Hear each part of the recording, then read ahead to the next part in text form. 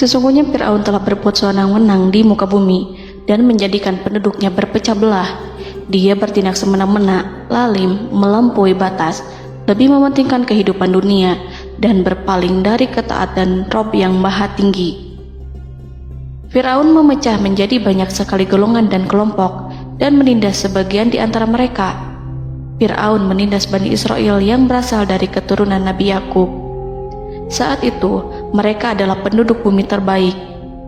Mereka berada di bawah kuasa Raja Tiran yang zalim, yang memperbudak dan mempekerjakan mereka untuk pekerjaan-pekerjaan hina. Ada banyak faktor yang melatar belakangi perbuatan raja tersebut. Selain karena kebencian, ada juga faktor ramalan yang beredar pada saat itu. Bani Israel mengalami siksaan dan penyiksaan yang tak terkira. Nabi Musa diutus oleh Allah Subhanahu wa Ta'ala untuk membebaskan Bani Israel dan telah berulang kali memperingatkan Fir'aun agar membebaskan kaumnya. Namun Fir'aun tetap bersikeras dan menolak. Suatu hari Allah Subhanahu wa Ta'ala memerintahkan Nabi Musa untuk kembali kepada Fir'aun dan menunjukkan mukjizat. Di sana Nabi Musa menunjukkan beberapa mukjizat, termasuk mengubah tongkatnya menjadi ular raksasa dan di tangannya mengeluarkan cahaya.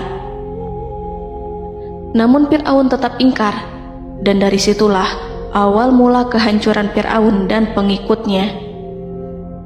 Tentang bagaimana detail kisah lengkapnya serta kelanjutan nasib Fir'aun, dari mana awal mula keangkuhan Fir'aun sampai mengakui dirinya sebagai Tuhan, serta dari mana sumber kekayaan Fir'aun yang sampai penasihatnya saja Qorun bisa membangun istana megah, akan dibahas lengkap di sini. Namun sebelum saya melanjutkan kisahnya, dimohon kepada pemirsa untuk menonton video ini sampai selesai, supaya tidak ada kesalahpahaman dalam memahami isi cerita, serta mohon bantu channel ini semakin berkembang dengan cara subscribe dan berikan like serta komen positifnya. Semoga bantuan pemirsa sekalian menjadi amal jariah dan bernilai pahala di sisinya. Bismillahirrahmanirrahim. Fir'aun menguasai seluruh negeri. Seiring dengan makmurnya negeri Mesir, kekuasaan Fir'aun semakin hari semakin bertambah. Fir'aun berkuasa tanpa ada yang berani menentang, dan dia membuat keputusan sesuka hatinya. Bahkan dengan kesombongannya, dia sampai berani mengaku sebagai Tuhan. Gelar Fir'aun Raja Mesir kuno punya pengaruh besar yang diyakini sebagai seorang yang bertanggung jawab untuk melindungi dunia pada saat itu. Fir'aun bukanlah nama seseorang, melainkan sebutan dalam Al-Quran yang merujuk pada seorang Raja Mesir yang sombong, suka menindas, dan sering melampaui batas, yang hidup ketika Nabi Musa alaihi salam bayi sampai dirinya dibinasakan oleh Allah di Laut Merah. Fir'aun merupakan sebuah gelar bagi raja-raja Mesir yang muncul di era New Kingdom. Pendapat Syekh Abdurrahman As-Sadi mengatakan bahwa Fir'aun merupakan gelar yang diberikan kepada raja-raja Mesir, sebagaimana Raja Babil disebut Namrud, Raja Habasyah disebut An-Najasyi, Raja Yaman disebut Al-Qil, atau Raja Persia yang disebut Kisra, penguasa Roma yang dijuluki Kaisar. Sebutan Fir'aun dalam Al-Quran ini menjurus pada Raja Mesir yang hidup pada tahun 1527 sampai 1407 sebelum Masehi. Fir'aun dikhususkan untuk menyebut penguasa Mesir yang membangkang dan tidak beriman kepada Allah Subhanahu wa Ta'ala, sedangkan yang beriman kepadanya dikenal dengan nama Malik, yang saat itu hidup di zaman Nabi Yusuf alaihi salam. Sebagian ahli sejarah mengatakan bahwa penguasa Mesir pada masa Nabi Yusuf disebut Al-Malik atau Raja, tidak disebut Fir'aun, karena kedua penguasa ini berbeda asal daerahnya. Penguasa Mesir pada masa Nabi Yusuf berasal dari Mesir pesisir, sehingga mudah untuk menerima perubahan. Sedangkan Fir'aun pada masa Nabi Musa berasal dari pedalaman Mesir yang mempunyai watak dan karakter keras serta kolot, dan tidak mudah menerima orang-orang di luar kalangan mereka. Dari keterangan di atas dipahami kenapa penguasa Raja Mesir pada masa Nabi Yusuf percaya kepada Nabi Yusuf dan mengikuti agama Nabi Yusuf, yaitu Islam. kemudian diikuti oleh rakyatnya.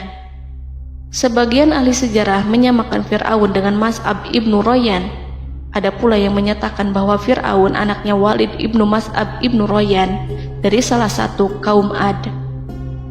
Para Fir'aun Mesir kuno memperoleh kekayaan dan membangun kerajaan mereka yang megah melalui berbagai sumber. Beberapa sumber utama kekayaan dan pembangunan kerajaan Fir'aun adalah sumber daya alam. Mesir kuno diberkati dengan sumber daya alam yang melimpah, termasuk emas, tembaga, dan batu mulia yang ditambang dari wilayah gurun dan lembah.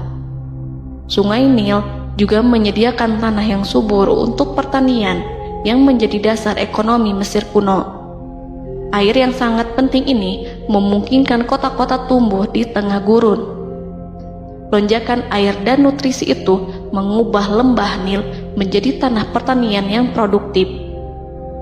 Menurut Organisasi Pangan dan Pertanian PBB, petani Mesir kuno adalah salah satu kelompok pertama yang melakukan pertanian dalam skala besar, menanam tanaman makanan seperti gandum, serta tanaman industri seperti rami untuk membuat pakaian.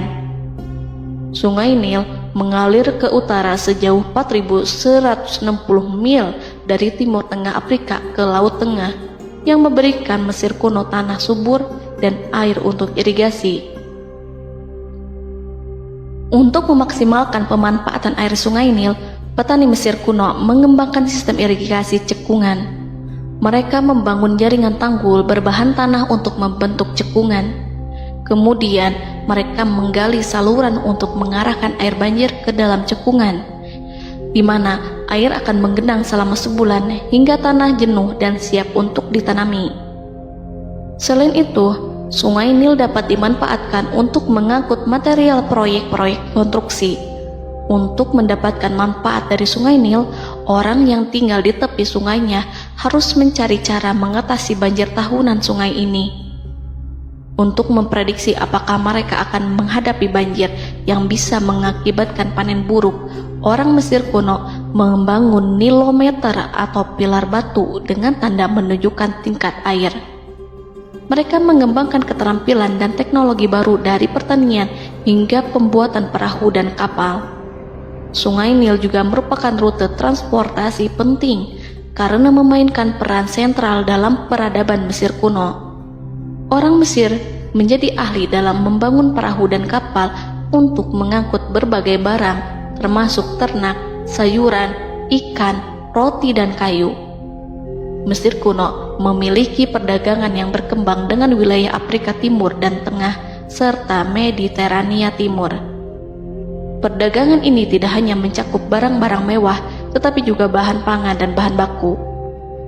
Fir'aun juga memiliki semua tanah di Mesir dan mengumpulkan pajak dari rakyatnya. Raja Fir'aun juga memperlakukan rakyat dengan kejam tanpa belas kasihan. Ia memeras pajak yang tinggi dan menjadikan kaum Bani Israel sebagai budak kerajaan. Mereka juga menerima upeti dari negara-negara yang dikalahkan atau ingin menjaga hubungan baik dengan Mesir. Bahkan Fir'aun juga memiliki proyek konstruksi untuk membangun struktur megah seperti piramida, kuil, dan monumen yang tidak hanya menunjukkan kekuasaan dan kekayaan mereka, tetapi juga berfungsi sebagai pusat administrasi dan agama. Proyek-proyek ini seringkali menggunakan tenaga kerja dari rakyat yang bekerja selama musim banjir. Kekayaan dan kerajaan megah Fir'aun merupakan hasil dari pengelolaan sumber daya yang efisien, eksploitasi sumber daya alam, dan kebijakan ekonomi yang cerdas. Ini semua mencerminkan kemajuan teknologi, organisasi sosial, dan kekuatan politik Mesir kuno. Kekayaan para Fir'aun Mesir kuno memang sangat luar biasa dan telah menjadi topik penelitian dan kekaguman selama berabad-abad. Fir'aun juga dikenal karena kehidupan mewah mereka. Sebagai penguasa Mesir kuno, Fir'aun hidup dengan kekayaan dan kemewahan yang hampir tak terbayangkan, yang mencerminkan kekuasaan dan status mereka. Mereka menghiasi diri mereka dengan aksesoris yang rumit dan gemerlap, serta mengenakan simbol otoritas dan kekuasaan tradisional. Dan Allah memberikan kepada Fir'aun berupa istidratuhul afiyah, yakni hidup sekian lama tanpa pernah merasakan sakit. Allah Subhanahu wa Ta'ala mengaruniai Fir'aun untuk bisa hidup selama 400 tahun tanpa sakit. Tentu, hal tersebut sudah menjadi kehendak Allah Subhanahu wa Ta'ala, maka tidak ada satupun manusia yang bisa menghalangi, bahkan bagi seorang Fir'aun sekalipun yang terkenal dengan kezalimannya. Namun dengan karunia-Nya yang diberikan Allah tersebut bukannya menjadikan Fir'aun sebagai manusia yang bersyukur, tetapi malah membangkitkan kesombongan dan kesesataannya. Dan puncak kesombongan Fir'aun juga dicatat Al-Quran sebagai penguasa tangan besi dan manusia yang pernah mengaku Tuhan. Aku adalah Tuhan kalian yang maha tinggi. Quran Surat An-Najiat ayat 24. Fir'aun hidup selama 446 tahun. Selama hidupnya, Fir'aun memiliki tubuh yang sehat dan bugar tanpa pernah mengalami sakit, meski hanya berupa pusing atau flu sekalipun. Fir'aun bahkan tidak pernah merasakan kelelahan. Fir'aun tidak pernah merasakan perihnya lapar, kerongkongannya tidak pernah tersentuh panasnya dahaga. Seandainya dalam semalam saja Fir'aun dilanda sakit berupa pusing atau demam, maka ia akan sibuk untuk mengurus dirinya sendiri dan tidak berpikiran untuk mengaku bahwa ia adalah Tuhan. Hal ini pun dijelaskan dalam kitab Ihya Ulumuddin Al-Qut Al-Qulub oleh Imam Al-Ghazali. Sesungguhnya yang menyebabkan Fir'aun sampai berani mengatakan, "Aku adalah Tuhan kalian yang maha tinggi," hal ini disebabkan karena ia mengalami masa sehat dalam hidupnya yang begitu lama. Kekejaman Raja Fir'aun diikuti dengan kesombongannya. Ia enggan bersyukur atas kemakmuran yang dianugerahkan Allah Subhanahu wa Ta'ala. Ia justru menjadikan negeri Mesir penuh dengan kemusyrikan.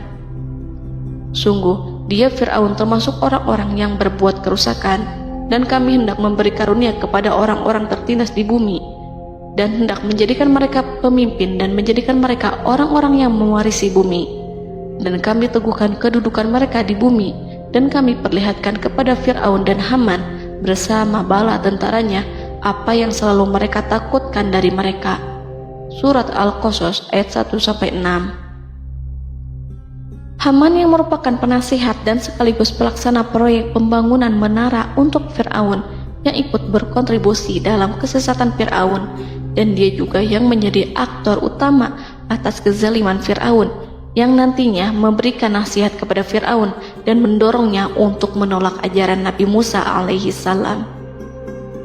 Faktor yang mendorong Fir'aun melakukan tindakan keji ini adalah Bani Israel yang mempelajari suatu hal yang mereka riwayatkan dari Ibrahim, bahwa suatu saat nanti akan lahir seorang anak Bani Israel yang akan menghancurkan kekuasaan Raja Mesir. Berita gembira ini terjadi saat insiden antara Sarah, istri Nabi Ibrahim alaihissalam, dengan Raja Mesir yang saat itu berniat jahat terhadap Sarah. Namun Allah menjaganya. Berita gembira ini santer terdengar di antara Bani Israel. Kaum Kipti juga membicarakan berita ini, hingga sampailah juga ke telinga Fir'aun. Sebagian amir dan orang-orang dekat Fir'aun menyampaikan hal itu kepadanya saat tengah berbincang pada malam hari.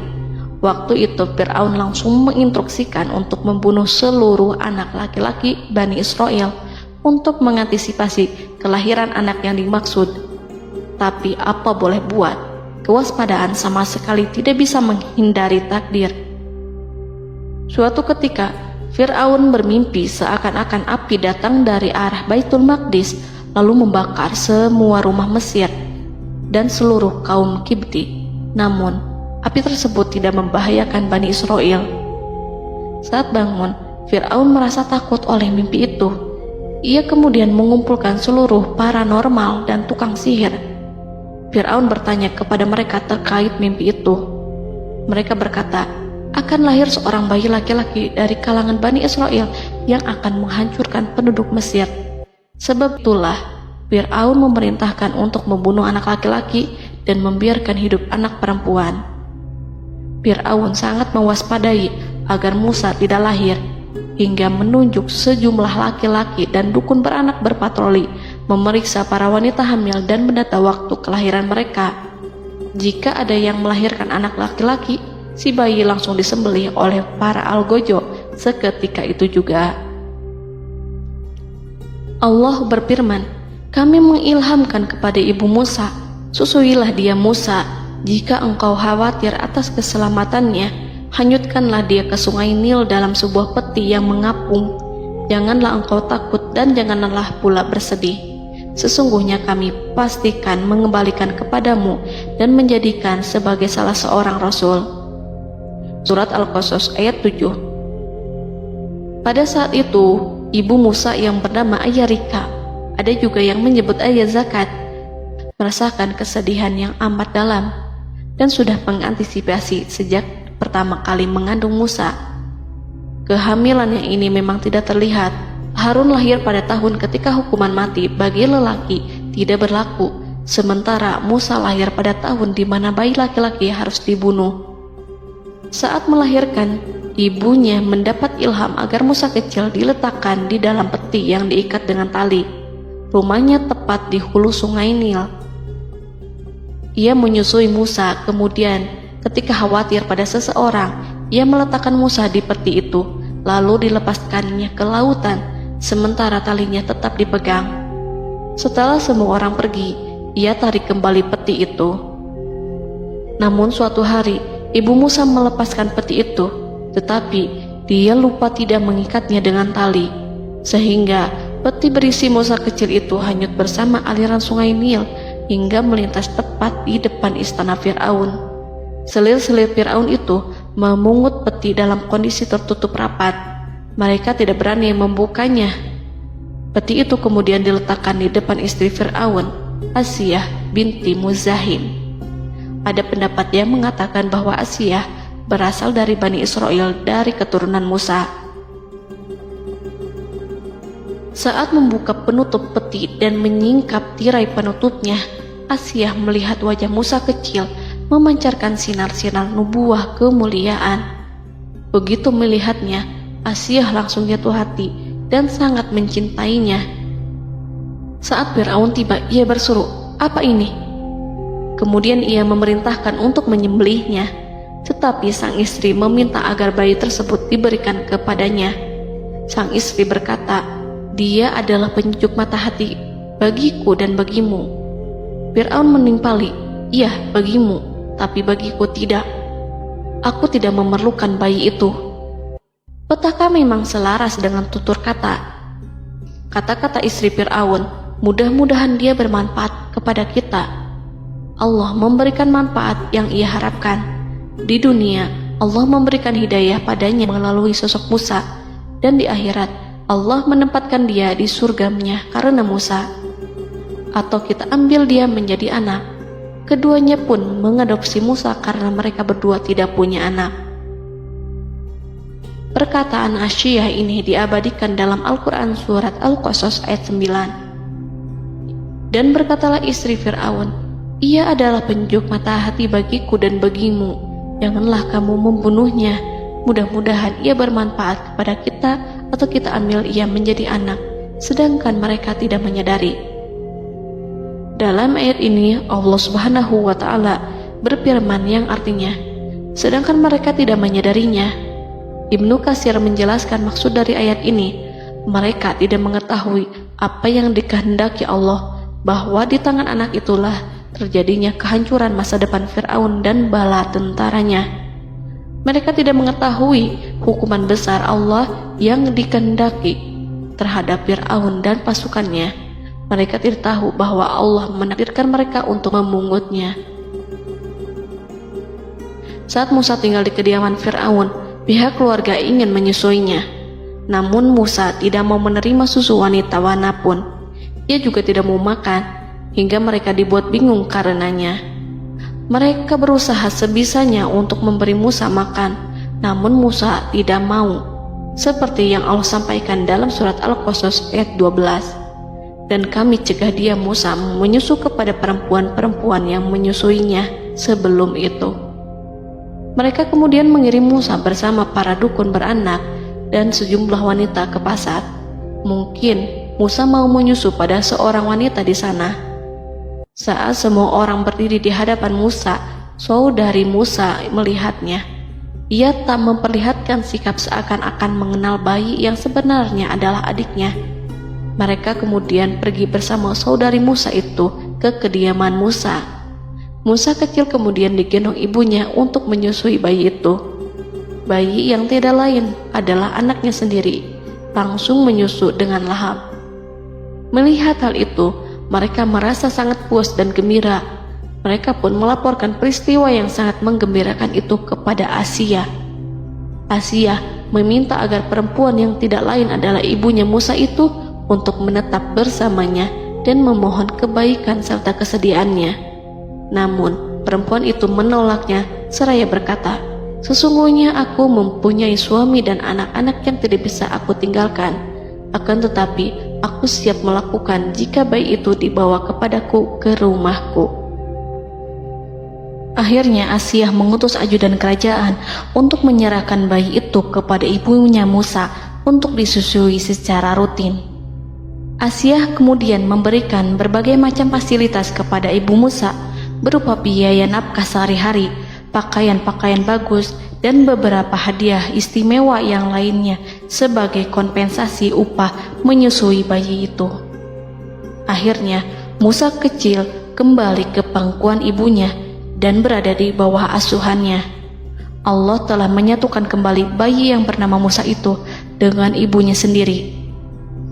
Fir'aun tidak akan menyangka jika Allah telah mempersiapkan sesuatu yang besar lewat kehadiran Musa kecil di kerajaannya.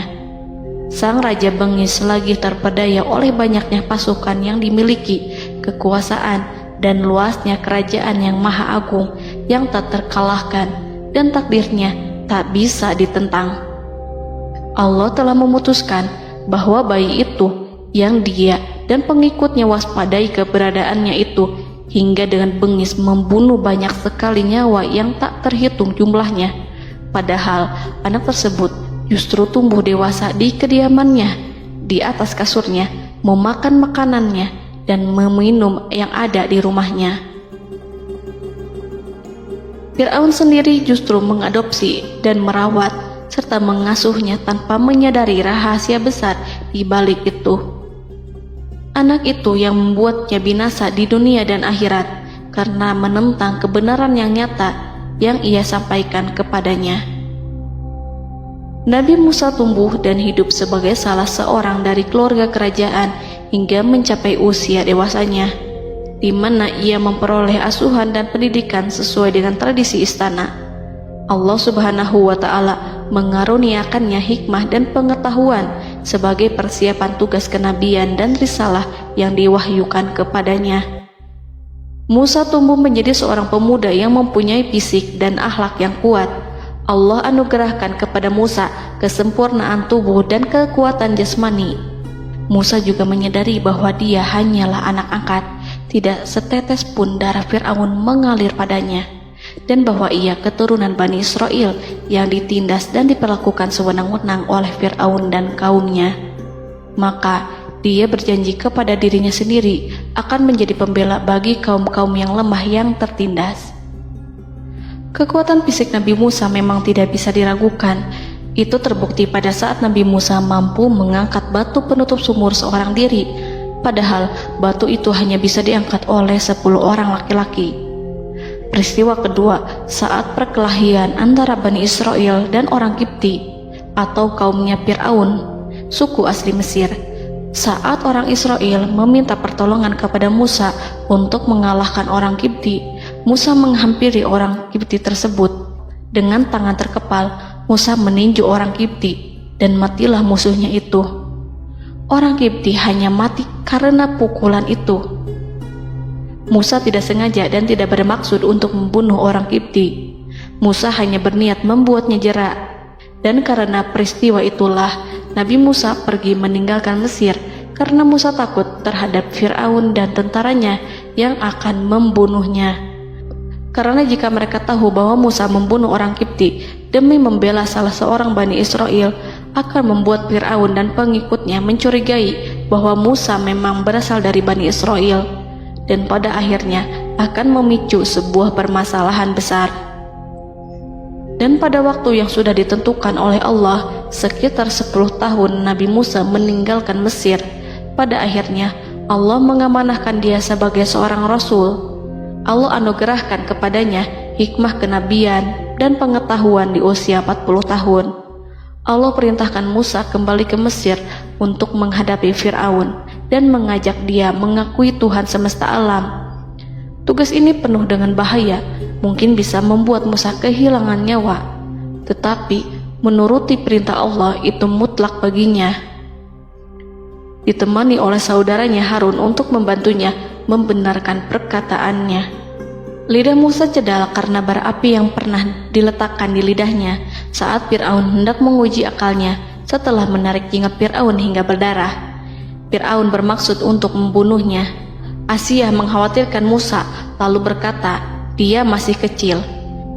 Fir'aun kemudian menguji Musa dengan meletakkan buah dan bara api di hadapannya. Musa kecil hendak bermaksud meraih buah-buahan, tetapi tangannya dialihkan oleh malaikat.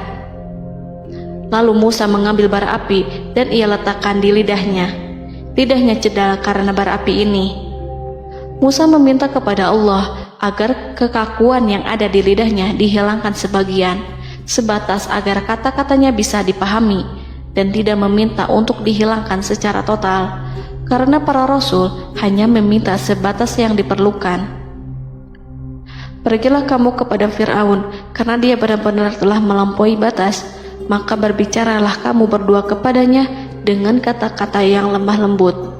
Mudah-mudahan dia sadar atau takut. Quran Surat Toha ayat 42-43. Ini merupakan sifat santun dan kasih sayang serta rahmat Allah terhadap makhluknya, meski Allah mengetahui kekafiran dan kesewenang-wenangan dan kesombongan Fir'aun. Bersama Harun, Musa mendatangi Fir'aun setelah menemui beberapa rintangan yang lazim ketika akan menemui raja pada waktu itu. Pertemuan Musa dan Harun juga dihadiri oleh beberapa anggota pemerintahan dan penasihat. Bertanyalah Fir'aun kepada mereka berdua, siapakah kalian berdua ini? Musa menjawab, kami Musa dan Harun adalah pesuruh Allah agar kamu membebaskan Bani Israel dari perbudakan dan penindasanmu dan menyerahkan mereka kepada kami agar mereka menyembah kepada Allah dengan leluasa dan menghindari siksaanmu. Fir'aun segera mengenal Musa dan berkata kepadanya, bukankah engkau Musa yang sudah kami asuh sejak bayimu dan kami asuh dalam istana sampai usia remajamu dan mendapat pendidikan serta pengajaran yang menjadikan engkau pandai? Dan bukankah engkau yang melakukan pembunuhan terhadap diri daripada seorang dari golongan kami? Sudahkah engkau lupa terhadap itu semua dan tak ingat akan jasa kami kepadamu? Musa menjawab, bahwasannya engkau telah mengurus aku sejak kecil. Itu bukanlah jasa yang dapat kamu banggakan, karena jatuhnya aku pada tanganmu akibat dari kekejaman dan kezalimanmu tatkala engkau memerintah agar orang-orangmu menyembelih setiap bayi laki-laki yang lahir, sehingga ibuku membiarkanku mengapung di sungai Nil dan aku dipungut oleh istrimu, sehingga selamatlah aku dari pengejaranmu dan penyembelihanmu. Dan kebaikan yang engkau sebutkan itu sebanding dengan perlakuanmu terhadap sebuah suku bangsa besar, yaitu Bani Israel secara keseluruhan, karena engkau telah menindas dan menjadikan mereka budak-budak untuk melayanimu. Dan mengenai pembunuhan itu merupakan kehilafanku, lalu aku lari darimu karena aku takut kepadamu. Namun peristiwa itu merupakan rahmat dan hikmah yang terselubung bagiku, sebab dalam perantauanku setelah aku melarikan diri dari negerimu ini, Allah Subhanahu wa Ta'ala mengaruniakanku dengan hikmah ilmu dan mengutus aku sebagai rasul. Maka dalam rangka tugasku sebagai rasul, datanglah aku kepadamu atas perintah Allah untuk mengajak engkau dan kaummu untuk menyembah Allah dan meninggalkan kezaliman serta penindasanmu terhadap Bani Israel yang kau pekerjakan dan perbudak mereka untuk melakukan pekerjaan dan melayanimu. Fir'aun bertanya, siapakah Tuhan yang engkau sebut-sebut itu, hai Musa? Adakah Tuhan di atas bumi ini selain aku yang patut disembah dan dipuja? Musa menjawab, ya, yaitu Tuhanmu dan Tuhan nenek moyangmu, serta Tuhan alam semesta. Fir'aun bertanya, siapakah Tuhan alam semesta itu? Musa menjawab, ialah Tuhan langit dan bumi, dan segala yang ada di langit dan di bumi. Berkatalah Fir'aun kepada para penasehatnya dan para pembesarnya, sesungguhnya Rasul yang diutus kepada kamu ini adalah seorang yang gila. Kemudian ia balik bertanya kepada Harun dan Musa, siapakah Tuhan kamu berdua? Akulah Tuhanmu yang paling tinggi. Surat An-Najiat ayat 23-24. Dan Fir'aun berkata, wahai para pembesar kaumku, aku tidak mengetahui ada Tuhan bagimu selain aku. Quran Surat Al-Qasas ayat 38. Fir'aun menentang, padahal ia tahu bahwa ia adalah hamba yang diatur, dan Allah lah yang menciptakan dan memberi bentuk rupa. Dan mereka mengingkarinya karena kezaliman dan kesombongannya, padahal hati mereka meyakini kebenarannya. Maka perhatikanlah bagaimana kesudahan orang-orang yang berbuat kerusakan. Quran Surat An-Naml ayat 14. Fir'aun beralih memakai kekuasaan dan wibawa yang ia miliki. Fir'aun berkata, jika engkau menyembah Tuhan selain aku akan memasukkanmu ke dalam penjara. Musa berkata, apakah engkau akan melakukan itu sekalipun aku tunjukkan kepadamu suatu bukti yang nyata? Fir'aun menjawab, tunjukkanlah sesuatu yang nyata itu. Maka Musa melemparkan tongkatnya. Tiba-tiba tongkat itu menjadi ular besar, dan Musa mengeluarkan tangan dari dalam bajunya. Tiba-tiba tangan itu menjadi putih bercahaya. Saking ketakutannya hingga membuat Fir'aun terkena diare. Dalam sehari lebih dari 40 kali buang air. Namun Fir'aun sebagai raja yang mengaku Tuhan tentu tidak akan begitu saja menyerah kepada Musa, walaupun telah diperlihatkan 2 mukjizat. Bahkan Fir'aun berkata kepada kaumnya yang dikhawatirkan terpengaruh oleh mukjizat Musa, bahwa apa yang dilakukan Musa merupakan sihir, dan Musa Harun adalah ahli sihir yang datang dengan maksud menguasai Mesir. Salah satu penasehatnya, yaitu Haman, mengusulkan agar mengumpulkan semua ahli sihir dari berbagai penjuru kerajaan untuk bertanding mematahkan sihir Musa, yang tanpa pikir panjang Fir'aun setujui. Fir'aun pun berkata kepada Musa, apa yang kau bawa ini adalah sihir. Kami akan melawanmu dengan sihir yang sama. Fir'aun pun kemudian meminta Musa untuk bertemu pada waktu dan tempat yang disepakati, dan langsung disetujui Nabi Musa tanpa ragu sedikit pun. Inilah salah satu tujuan terbesar Musa untuk memperlihatkan ayat-ayat hujah dan bukti-bukti nyata Allah di hadapan halayak ramai. Dengan berbekal pertolongan Allah, Musa yakin akan menang melawan para ahli sihir itu. Maka pada waktu yang sudah ditetapkan, yakni pada permulaan hari, saat cahaya matahari mulai terik menyengat, sehingga kebenaran akan terlihat terlebih jelas dan nyata, orang-orang berbondong-bondong menuju tempat yang sudah ditentukan untuk melihat pertandingan sihir yang sudah dihadiri ribuan tukang sihir. Menurut Muhammad bin Ka'ab, mereka berjumlah 80.000 ahli sihir. Mereka sudah dinyajikan hadiah dan uang yang besar jika berhasil mengalahkan Musa. Para penyihir istana berkata, wahai Musa, apakah engkau yang mau lebih dahulu ataukah kami? Musa menjawab, silahkan kalian lebih dahulu. Maka ketika tali-tali dan tongkat-tongkat ahli sihir dilemparkan, tiba-tiba berubah menjadi seakan-akan ia merayap cepat karena sihir mereka. Ada rasa takut yang menyelimuti hati Musa, takut jika orang-orang terkena fitnah sihir dan tipu daya mereka. Namun Allah langsung menguatkan Musa dan berkata, yang diabadikan dalam Quran Surat Toha ayat 65-69. Janganlah engkau takut, sungguh engkaulah yang unggul, dan lemparkanlah apa yang ada di tangan kananmu, niscaya ia akan membuat.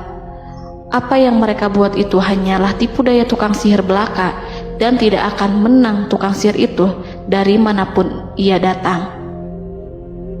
Saat Musa melemparkan tongkat, tongkat itu berubah menjadi ular besar yang memiliki kaki, berleher besar, dan bentuk yang menakutkan, hingga semua orang lari dan menjauh. Ular itu kemudian menelan tali-tali para tukang sihir dengan satu persatu dengan gerakan super cepat. Semua orang melihatnya dengan penuh keheranan, sementara para tukang sihir mereka tercengang dan bingung kala melihatnya. Mereka melihat sesuatu yang sama sekali tidak pernah terlintas di benaknya dan juga berada di luar bidang yang mereka kuasai. Saat itulah mereka tahu pasti bahwa yang mereka lihat itu bukanlah sihir, sulap, khayalan ilusi ataupun kebohongan semata, tetapi sebuah kebenaran yang hanya bisa dilakukan oleh Yang Maha Benar, yang mengutus mukjizat tersebut dengan benar. Allah menyingkap tabir kelalaian dari hati mereka, menyinarinya dengan petunjuk yang Ia ciptakan dan menyingkirkan gumpalan keras di hatinya. Mereka segera bertaubat dan tunduk sujud kepadanya. Dengan lantang mereka mengatakan kepada semua yang hadir tanpa memperdulikan hukuman ataupun siksaan apapun, "Kami beriman kepada Rob seluruh alam, yaitu Tuhannya Musa dan Harun." Fir'aun yang congkak dan sombong tentu sangat marah dengan apa yang disaksikannya itu. Ketika melihat ahli-ahli sihirnya begitu cepat menyerah dan mengakui kekalahan kepada Musa, bahkan menyatakan beriman kepada Tuhan Musa dan Harun. Tindakan itu dianggapnya sebagai pelanggaran terhadap kekuasaannya dan penentangan terhadap ketuhanannya dan merupakan tamparan bagi kewibawaannya. Fir'aun berkata kepada mereka, "Apakah kalian telah beriman kepada Musa sebelum aku memberi izin? Kenapa kalian tidak terlebih dahulu bermusyawarah kepadaku sebelum melakukan tindakan keji di hadapan rakyatku ini? Dia itu pemimpinmu yang mengajarkanmu sihir, dan bukankah ini adalah persengkongkolanmu terhadapku?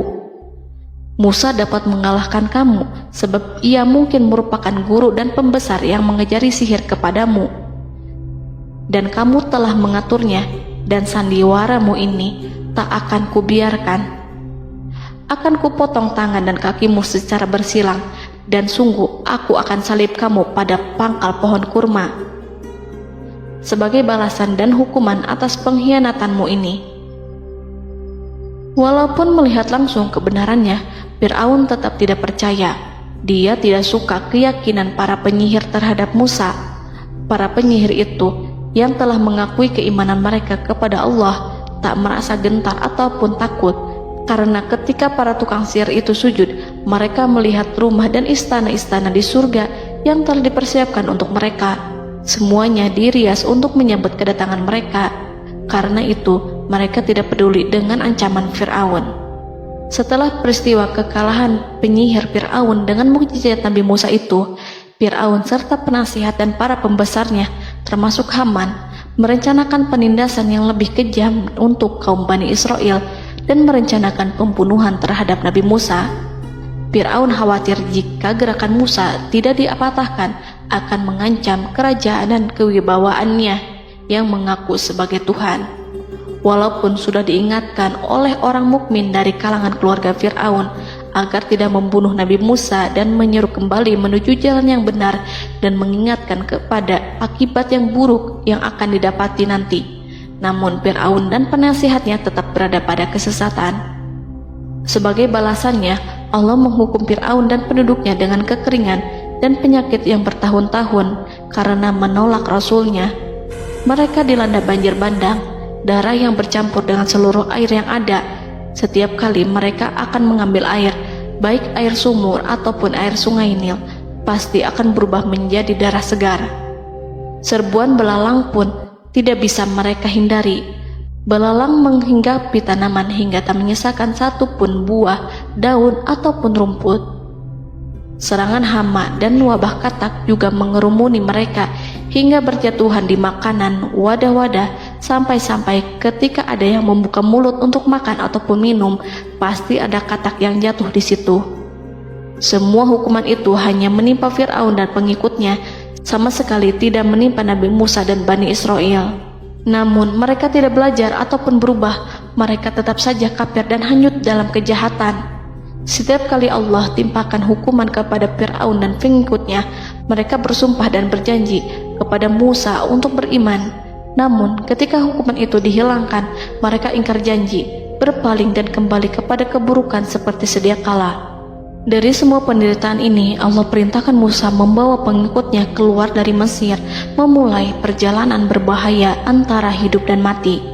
Setelah mengetahui keberangkatan Nabi Musa dan Bani Israel, Fir'aun bersama tentaranya bergerak untuk membantai mereka. Dengan pasukan besar yang berjumlah lebih dari 1.600.000 personil, ditambah 100.000 ekor kuda berwarna hitam legam, Fir'aun berhasil mengejar rombongan Nabi Musa yang saat itu berjumlah 600.000 prajurit di pantai Laut Merah saat matahari terbit. Pasukan Fir'aun mengepung mereka dari semua arah. Di belakang mereka ada tentara Fir'aun yang kejam, sementara di hadapan mereka Laut Merah yang membentang luas.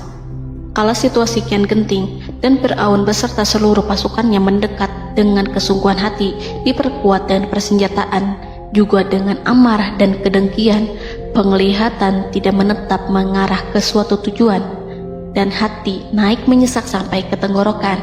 Saat itulah Yang Maha Penyantun lagi kuasa, Rob Arsy yang mulia, mewahyukan kepada Musa, "Pukullah laut itu dengan tongkatmu." Maka tatkala Musa memukulkan tongkatnya ke lautan, laut itu pun terbelah. Air lautan berdiri tegak laksana gunung yang terbelah oleh kuasa yang maha agung, yang bersumber dari zat yang mengatakan kepada sesuatu, "Jadilah," maka jadilah sesuatu itu. Allah memerintahkan angin barat untuk menyapu kerikil-kerikil hitam lautan, hingga dasar lautan berubah menjadi tanah yang kering, yang tidak melekat pada kaki-kaki kuda dan hewan. Allah memerintahkan Musa untuk melintas bersama kaumnya. Mereka segera turun melintas dengan senang. Mereka menyaksikan sebuah hal yang membuat mata tercengang dan memberikan petunjuk pada hati orang-orang yang mukmin. Setelah Musa bersama kaumnya melintas secara keseluruhan dan keluar dari lautan, saat itulah pasukan garis depan Fir'aun baru masuk. Saat itu Musa bermaksud memukulkan tongkat ke lautan agar kondisi laut kembali seperti sedia kala, agar Fir'aun dan pasukannya tidak bisa mengejar.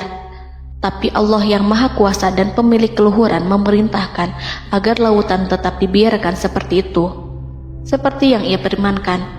Saat Musa membiarkan lautan dalam kondisi terbelah dan Fir'aun tiba di tepi pantai, ia melihat sesuatu yang dahsyat.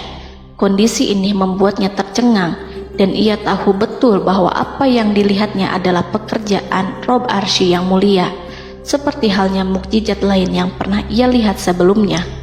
Fir'aun berhenti dan tidak maju. Ia menyesal karena mengejar Bani Israel dalam situasi seperti ini, di saat penyesalan tiada lagi membawa guna. Namun Fir'aun memperlihatkan sikap tangguh dan kuat di hadapan para pasukannya dan memperlakukan mereka layaknya musuh. Jiwa kafir dan watak Fir'aun mendorong dirinya mengatakan kepada kaum yang ia perdaya hingga patuh dan mengikuti kebatilannya, "Lihatlah bagaimana lautan ini terbelah agar aku bisa mengejar budak-budakku yang melarikan diri dari kekuasaanku, menyimpang dari ketaatanku, dan meninggalkan negeriku." Fir'aun bersembunyi di barisan belakang dengan harapan ia bisa selamat, tapi mustahil ia bisa selamat. Fir'aun terlihat maju mundur. Dan pada kesempatan itu, Jibril menampakkan diri dalam wujud seorang penunggang kuda perawan, lalu melintas di hadapan kuda jantan yang ditunggangi oleh Fir'aun. Kuda yang ditunggangi Fir'aun meringik menghampiri kuda yang ditunggangi Jibril. Fir'aun kemudian masuk ke dalam lautan hingga mendahului kuda dengan tangkas dan cepat. Fir'aun tidak menghindari mara bahaya dari dirinya ataupun mendatangkan manfaat. Mereka segera menyusul hingga semuanya berada di lautan. Setelah bagian depan hendak mencapai tepi, Allah memerintahkan Musa melalui wahyu untuk memukul lautan dengan tongkat. Musa memukul lautan dengan tongkat. Lautan kembali menyatu seperti sedia kala dan menenggelamkan mereka semua. Tak seorang pun yang selamat. Allah menggambarkan tentang bagaimana Fir'aun didengkot orang-orang kafir Kipti tenggelam. Gelombang besar sesekali turun dan sesekali naik membawa Fir'aun. Bani Israel melihatnya dan juga pasukannya, seperti apa siksa dan petaka besar yang Allah timpakan kepadanya dan juga pasukannya, agar Bani Israel senang dan lega. Saat Fir'aun menyaksikan kematian dan mulai sakarat, ia kembali kepada jalan kebenaran dan bertaubat, serta beriman pada saat keimanan tiada lagi membawa guna. Seperti yang Allah sampaikan dalam ayat yang lain, sesungguhnya orang-orang yang dipastikan mendapat ketetapan Rabb-Mu tidaklah akan beriman meskipun mereka mendapat tanda-tanda kebesaran Allah hingga mereka menyaksikan azab yang pedih. Quran Surat Yunus ayat 96-97. Seperti itulah Musa mendoakan keburukan pada Fir'aun dan golongannya agar harta benda mereka dibinasakan, hati mereka diikat sehingga mereka tidak akan beriman hingga melihat siksaan yang pedih, yaitu ketika keimanan tidak ada lagi membawa guna bagi mereka, sekaligus sebagai penyesalan bagi mereka. Allah berfirman kepada Musa dan Harun saat keduanya mengucapkan doa tersebut, sungguh telah diperkenankan permohonan kamu berdua. Quran Surat Yunus ayat 89.